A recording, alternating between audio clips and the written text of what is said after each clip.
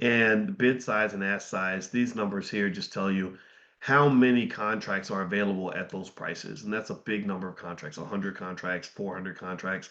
You're probably almost never going to buy 400 contracts of anything. So you're not going to, unless you become a billionaire one day, you're probably not going to move the market on a given stock like this one. Okay, so here, if I want to, now mind you, all these different strategies that we're going to cover in class are already pre-programmed inside of E-Trade. So if I want to look into a call option on a MicroStrategy, I can hit call, and then I decide, I go through that list. What's the stock? MicroStrategy. Do I want to call or put? I want to call. So here I'm going to under type, it says call. Do I want to be a buyer or seller? Here it says buy to open. Since I'm opening, everything's an open. So I can either buy to open or sell to open. So let's say I want to sell to open. Let's say I'm sitting on some stock and I want to sell options on that stock. Then I can do that. And then what else? Next, I'm going to pick my expiration date. So let's say I want to go way out in the future. Let's go way out to December 17, 2027. Let's go ahead and sell some time and see if we can turn that time into money. The current price is 328. I could pick a strike. If I pick a strike of 330, then I'd have to pretty much be very bearish on the stock. 330 is very close to 328, which means I'm selling most of my upside. The only time I would sell most of my upside is, excuse me, either A, I'm very bearish on the stock. I think the stock is going to drop. Or B, I really need some cash, right? I really need some cash. So let's say I'm sitting on, let's do 10 contracts. Let's say I'm sitting on 1,000 shares. And then I go down here, I'd hit market. And this is how much money I'd receive for those 1,000 shares, 120,000. Well, let's say I just have one contract. Well, that's $12,000. Okay, and so this is how I might execute that. Now, if I want to be a buyer, notice that here you've got two prices. You've got the bid and the ask. The bid is the price that you receive if you're the seller.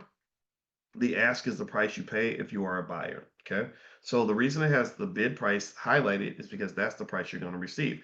But look at how big the bid and the ask difference is. This is 120. This is 126. That's $6 a share. That's big. That's a big jump. In fact, if I had, say, 1,000 of these shares, you're talking about the difference between 120,000 in income, or if I was the buyer, I'd be paying 126,000. So that $6,000 gap between the buyer and the seller, that's going to the market maker. The market maker is making money off that transaction, and that gap is big, largely because you're talking about an option that's way out in the future. And in fact, actually, I dare say that if I was to pick a strike price that's high, let's say that I don't want to offer my stock up for 330. Let's say I want to save some upside for myself. So I pick a high strike price of 400.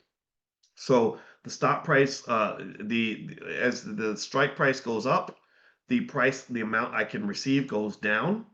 Before it was 120, now it's just $99 a share, but that's still pretty reasonable. That means I own everything up to 400. So if the stock takes off, I'm not missing out on the party. That's still pretty good for me. And here, I can get $99,000 in proceeds if I have 1,000 shares or whatever my number is. So if you see here, I mean, and just in terms of the power of selling stock options and how much money can be made, I mean, if you think about it, these shares are $328 a piece. So imagine if you spent, if you spent a decade acquiring shares for your family, and you gave your child control of 1,000 shares of your MicroStrategy stock, they could make money for themselves. They could sell short-term options, right?